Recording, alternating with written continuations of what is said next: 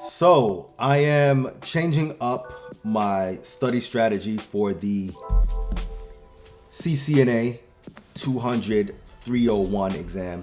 Not really changing up my study strategy, but moving into the last block of my study phase because I want to take this exam in March, April, and this last block is going to last anywhere between 4 and 5 months. As always, I like to share insights with you guys so that, maybe you guys will benefit from the changes or the things that I'm doing. Maybe you can try them on. Maybe you can see what works for you, but this is currently what's working phenomenally well for me, right? This video is gonna be pretty much a 3-part video. We're going to talk about the details of my new study strategy. We're gonna talk about the circadian rhythm and how it plays into optimizing your study sessions, optimizing for learning, optimizing for sleep. And then we're also gonna talk about general health and fitness tips so that you can get a nice balance when it comes to studying and making sure you don't drive yourself insane. And I'm also gonna recommend a book, but you're gonna have to watch the second part of this video to see what book that is. It's a really good book and I advise you to read the book. First and foremost, those of you who are new, this channel is dedicated to my journey into IT, my journey to becoming a network engineer and eventually security engineer. I'm currently working on the CCNA 200-301 exam. And the next certification I'm going to be working on after I get this one in the spring is the Security Plus. And then after that, I'm going to do CCNP security. And then after that, I'm going to, I don't know what exams I need to do to get the CCIE, but after that, I'm going to be getting the CCIE. I'm doing my best to record my journey and my progress along the way. And the reason I'm doing this is because it helps me to solidify the things that I'm learning and help you along the way. So we're kind of helping each other. I go on these long rants sometimes. Sometimes I do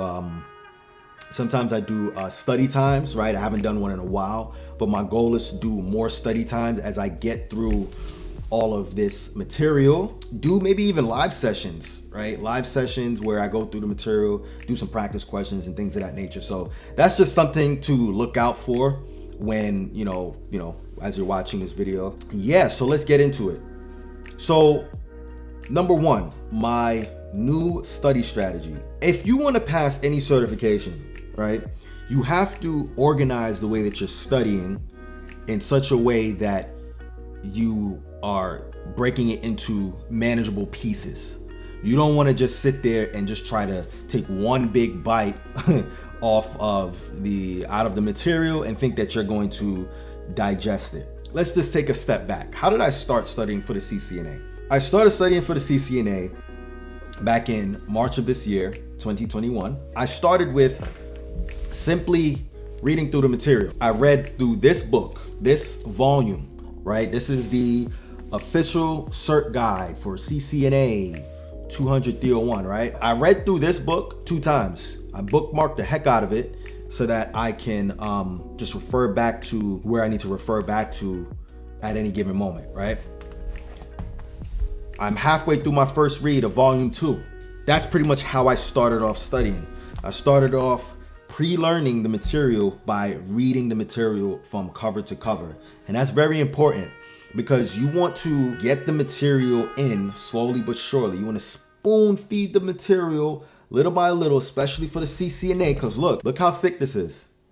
This is super thick. Like, this is a lot of material, and there's no way you're going to absorb this material in huge chunks, right? So what you want to do is you want to start off pre-learning the material by reading it in a very relaxed manner. How I like to think of this material is sort of like a novel or a story. The author of this book, he said that you shouldn't be approaching the exam with just an idea of the concepts, which is just sort of like the breadth of the material, the width. You also need depth. You need to be able to get into the nitty-gritty of the concepts and to understand it. And I think the best way to do that at first is to go with a wider approach And that wider approach is reading this thing, this behemoth, this mammoth of information, 2 or maybe 3 times from cover to cover, and take your time. If you're not in a rush, hopefully you're not in a rush, because it's a lot of material. If you're not in a rush, read it 2-3 times. I've read through the first volume 2 times. I'm reading through the second volume 2 times. That's how I started it off, treating it like it's a story, because it is a beautiful story. Network engineering is a beautiful, beautiful story. It starts off in a very primitive, simplistic way, right? And then it just takes these twists and turns, right? We thought that IPv4 was going to be more than enough device address space for the devices and stuff, or maybe we didn't, but then we had to find these little ways to kind of like stretch out these IPv4 addresses, and we found creative ways to do it using NAT, CIDR, and combining NAT with carving out private IP address blocks in different classes. It's a beautiful story. So take your time and get to know, right? Get to know the battle between the TCP/IP model and the OC model, right? Everybody thought the OC model was gonna win out, but TCP/IP won out, right? And we still use the OC model, right? And we refer to the particular layers, specifically within the application layer of the TCP/IP model. We refer to it with what is it, layer 7 PDU, layer 6 PDU, like little nuances like that is cool to kind of like get to know, like why are things the way they are? Why am I able to record this video and send it over the network to YouTube servers, and how does all of that work? And when you really read through this and just really read through it with a very curious, relaxed mind, you'll learn a lot. You'll surprise yourself as to how much material you actually retain when you read through it in a relaxed manner and treat it as if it's a story developing. Now, that might not be the best approach for you if you are in a rush and you have experience on, Cisco routers and switches and stuff like that. You might just want to get the certification and get it out the way because your boss has been, asking you to get the certification for the longest, and whatever, right? But for me, I'm fairly new to a lot of the Cisco concepts. I know a lot of the basic network fundamentals, but I needed to read through this thing like multiple times for me to kind of get comfortable with Ethernet, right? Because I grew up with working with wireless routers, not really paying attention to Ethernet, the cablings and all that stuff. Like I didn't really have to learn all that stuff to use the internet, right? At least at home. So with that being said, that's how it started off. Now that I'm in my last block, right? The final block, or maybe there's gonna be a last block within the last block, right? What I'm doing is I'm focusing on breaking the material up in such a way where I see 2 topics every week, right? So between these 2 books, there are about 13 topics that we have to master.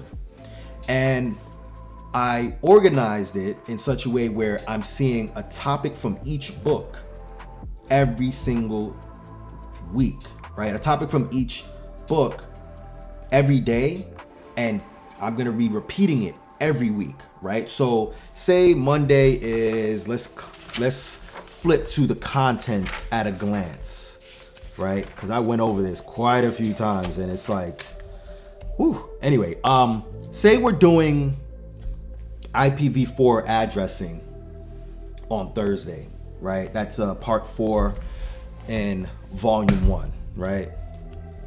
And we're doing, let me see, what are one of the topics here? I don't know, security services, part 2 from volume 2 on Thursday as well, right? We're more than likely going to see those same topics, maybe a different chapter, maybe maybe a different chapter, maybe the same chapter the following week, right? Because we want to get repetitive. We want to repeat the material as much as possible over the next 4 to 5 months, right?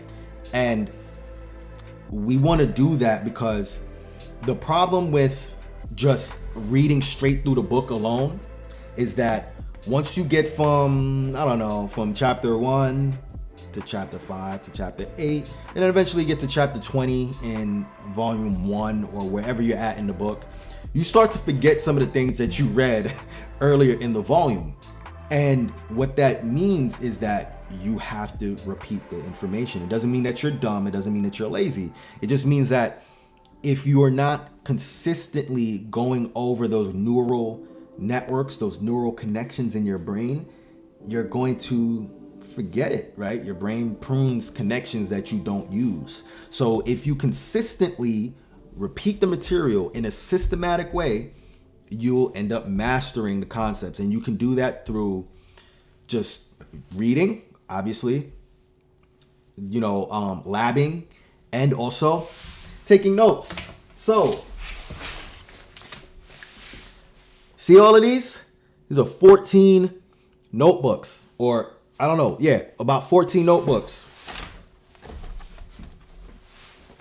I have one dedicated to commands, right? And I'm gonna explain why that is in a second.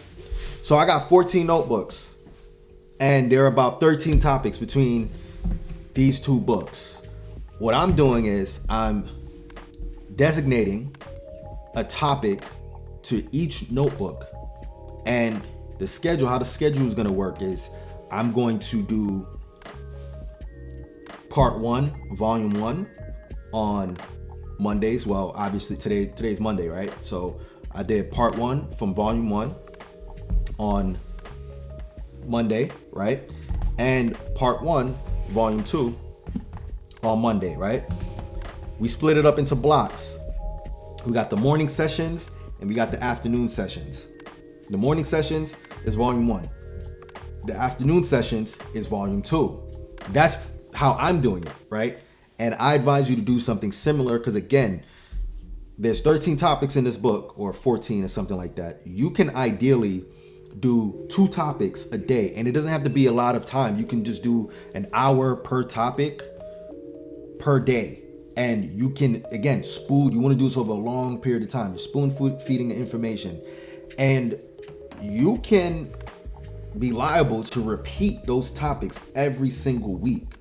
Every week, you're going to notice that you're getting better and better at grasping and mastering the concepts in these topics. Topics, parts, I'm using those synonymously when it comes to this this certification. You can also do this with A+, the A+ certification. I did something similar with the A+ certification, but it was a little less ambitious because the certification wasn't as ambitious as the CCNA, where I had to go out and buy 14 notebooks and separate each notebook by topic and stuff like that, right? Think of it this way. If you have an associate degree or any degree of any kind, you'll probably relate to this. But this is how I got to this point. I have an associate degree in engineering and I got a bachelor's degree in psychology. And I said to myself, I was just sitting here thinking, I'm like, I could possibly have my CCNA in spring if I just make sure that I stay on the right path, which I am right now. I'm in a good time frame right now. And, I can be a CCNA, a Cisco Certified Network Associate. And then I had an epiphany. I said, I can treat this as if it's an associate degree because I know the time frame for getting an associate degree, have one myself, right? And you think about an associate degree, it takes typically, I guess, 3 or 4 semesters: September, October, November, December. It takes 4 semesters to get your associate degree, right? And these semesters last 4 months long.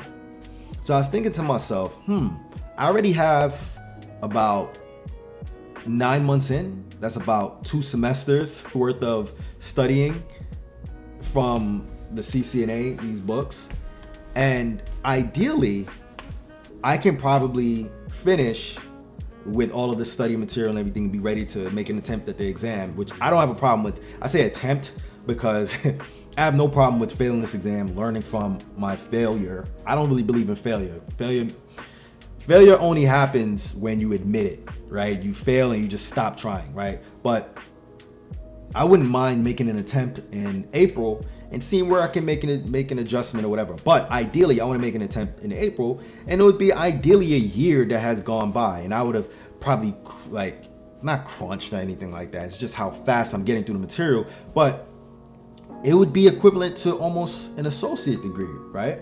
So I thought of it that way.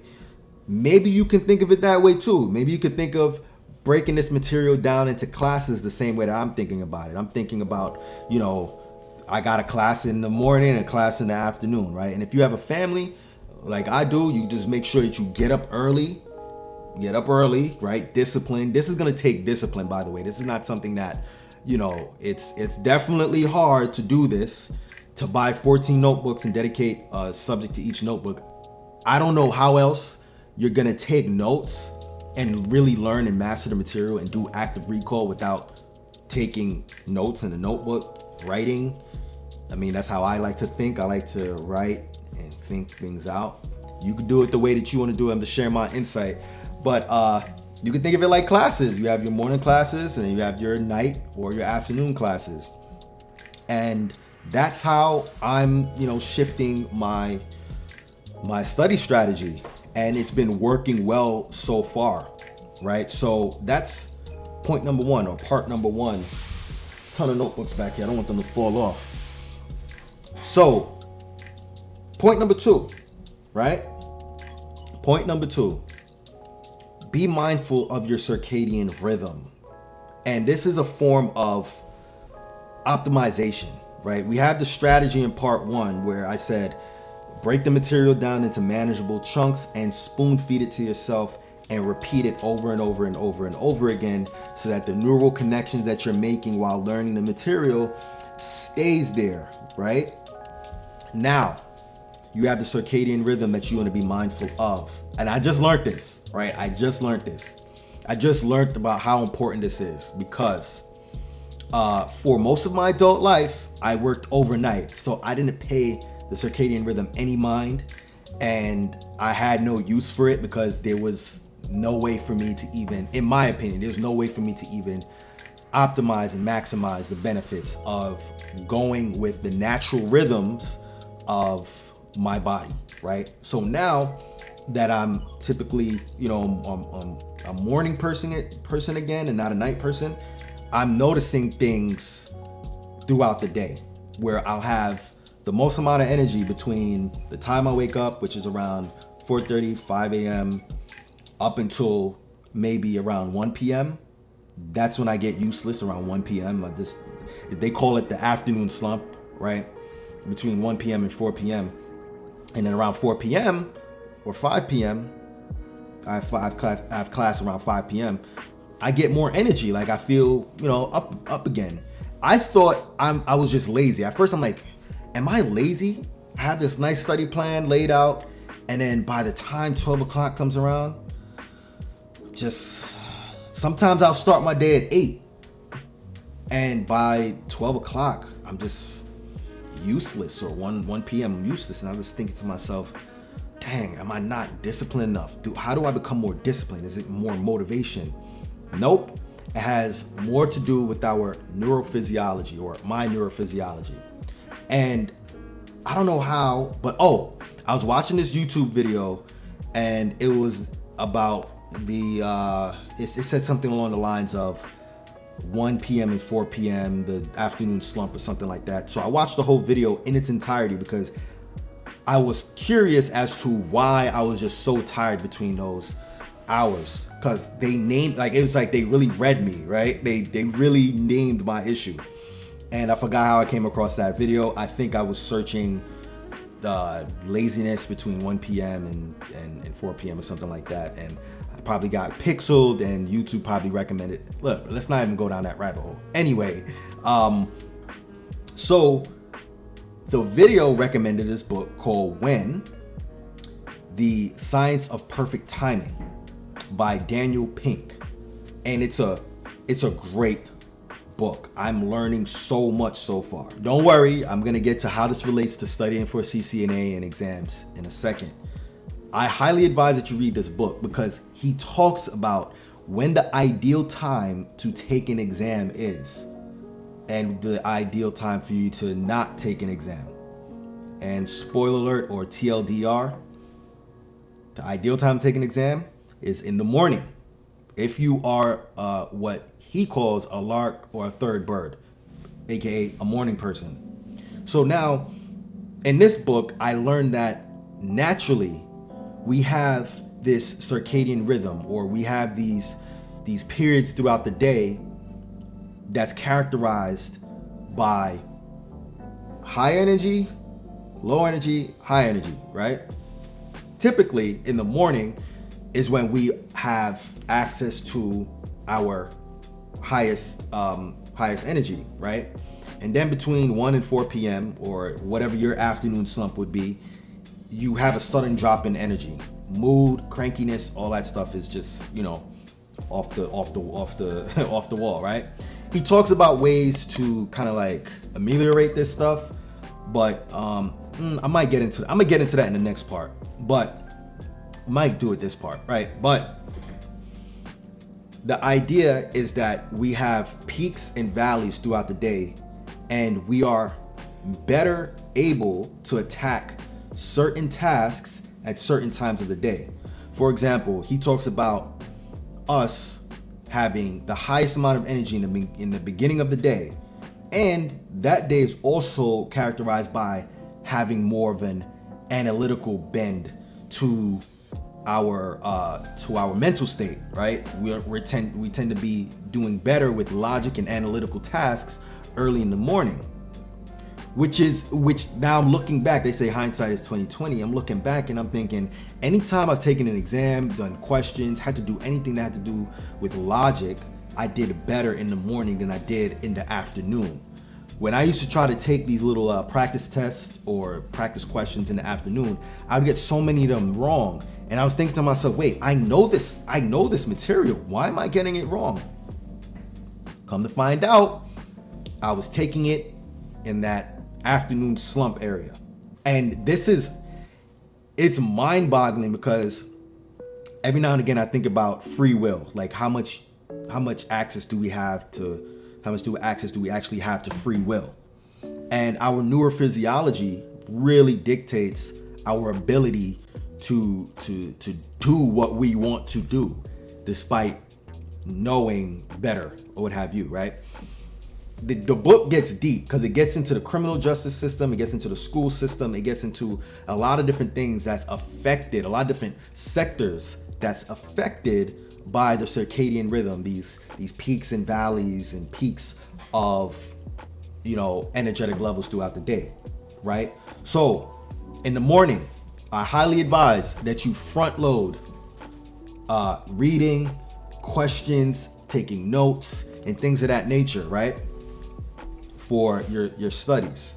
If you can schedule all your class, if you have classes, schedule as many of them as you possibly can in the morning without burning yourself out. But ideally, try to front load your most important tasks and the things that you want to learn in the morning. If it's more of an analytical, if it has more of an analytical bend to it. Now, the afternoon is a different story, right? The afternoon, evening times, when your energy's starting to go back up, you tend to be a little bit more introspective, insightful, creative.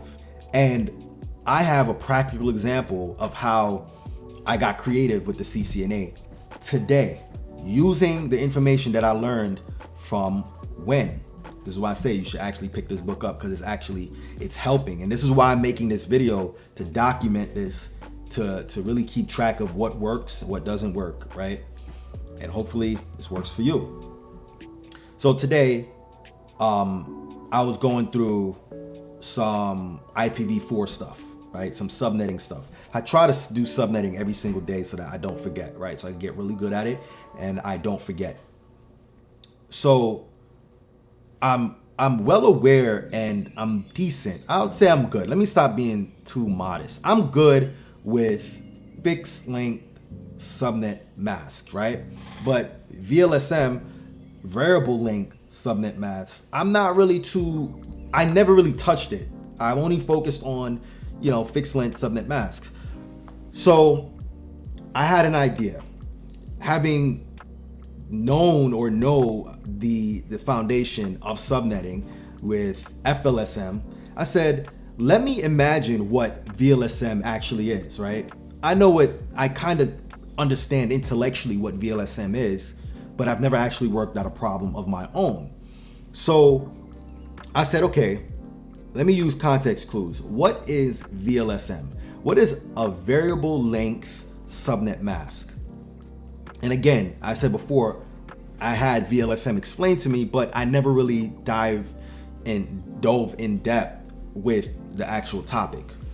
So I said to myself, okay, if fixed length subnet masks, or FLSM, is when we apply a subnet mask, one subnet mask for a whole network or subdivided networks, right? Variable length subnet masks would be taking and using a varying subnet masks to make varying subnet sizes, right?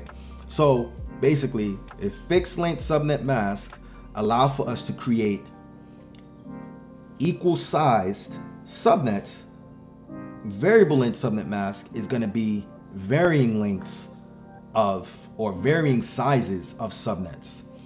So I said, okay, cool. Let me think of it this way. Let me pretend like a client or an employer gave me an assignment to do. They gave me a Class C network of 192.168.1.0 with the subnet mask, the default subnet mask, obviously, of 255.255.255.0. And they wanted me to subdivide that Class C network into 4 unequal or varying lengths or varying sizes of subnets, right? I said, okay, if FLSM want me to use one subnet and divide them into 4 equal parts, right? Again, the assignment is to split them into 4 networks, and for each department is accounting, engineering, research and development, and sales, right? So with FLSM, I'll use one subnet mask to divide that network into 4 equal parts. With VLSM, I'm using variable length subnet mask to divide that network into 4 varying sizes. So I said, okay, what does this boss want, right? This boss wants 50 hosts in the first network. They want the network to be big enough to support 50 hosts in the network.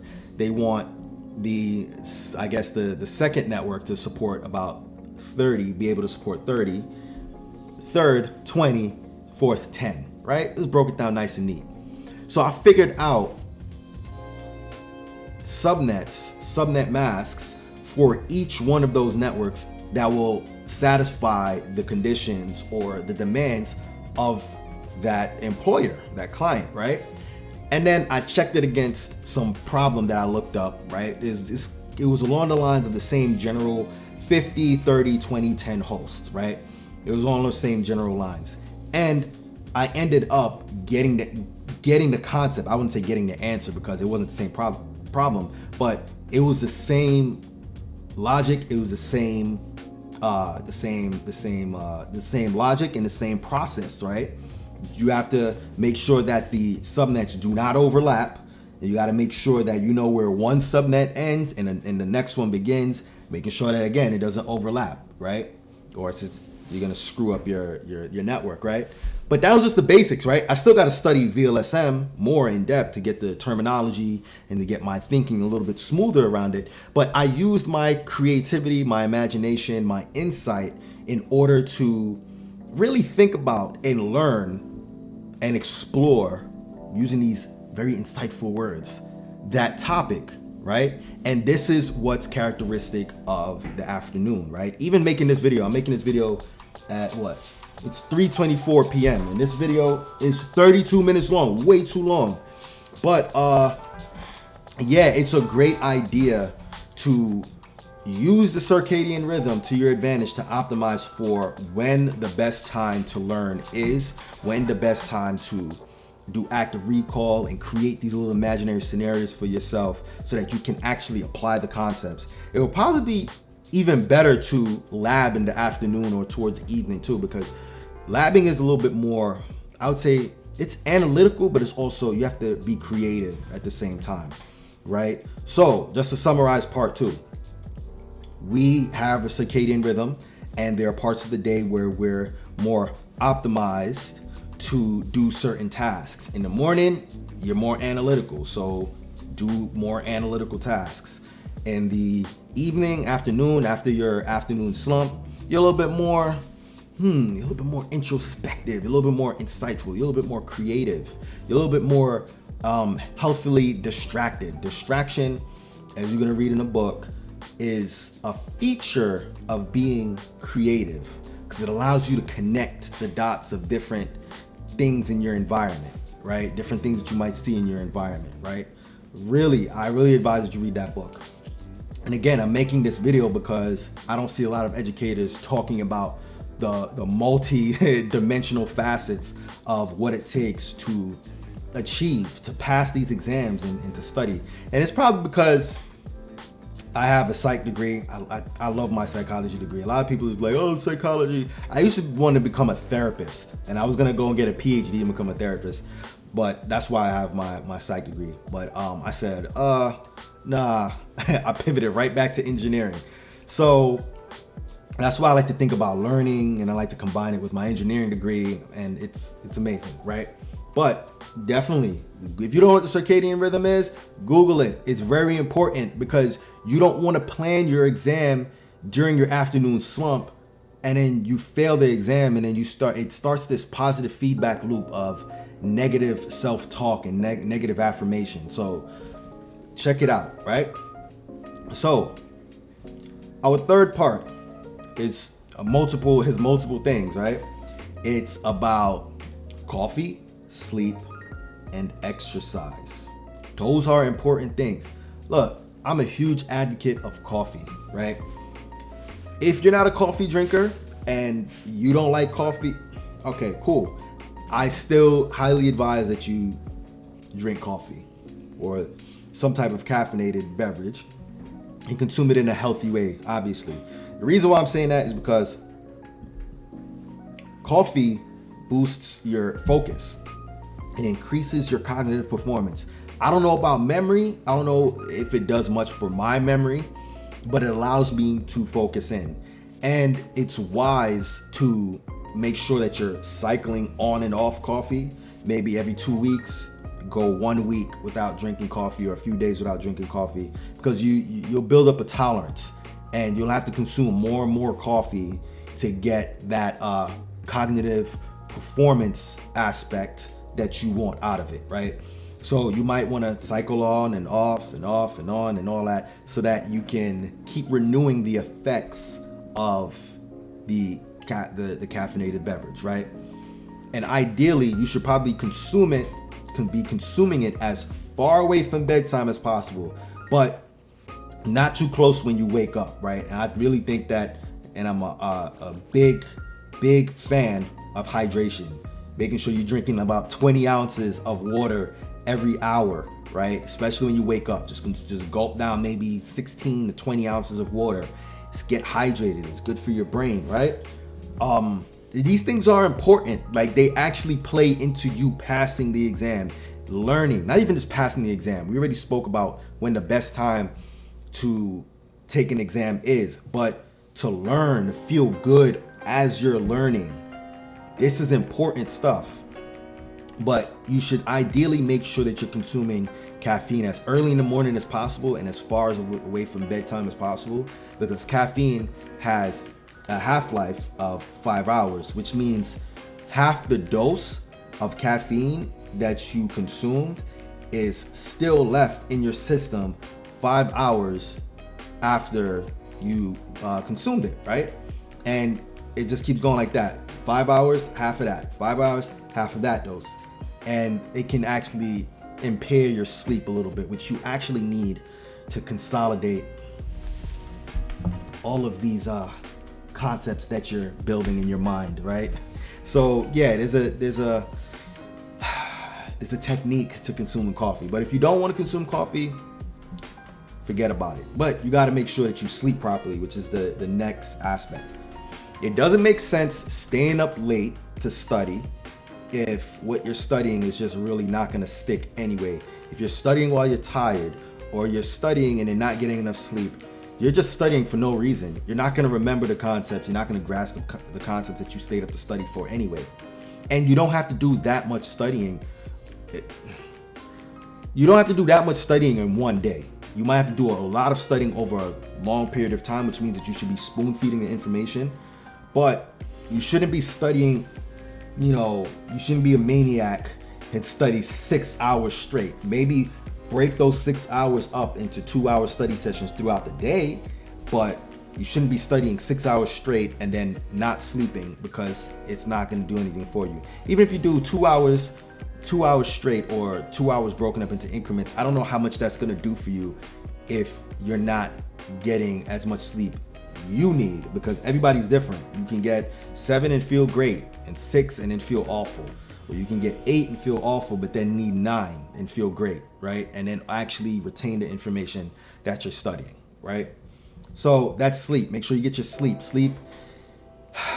People demonize sleep so much, right? And I think the only time you should be demonizing sleep is if you're getting too much of it, or if you got some really pressing things to achieve, and you can probably sacrifice a little sleep in order to get what you want out of that achievement in that phase of your life, right? The last thing I'm going to talk about, exercise. I think of exercise as sort of like irrigation for your brain, right? The brain loves blood flow. It loves it.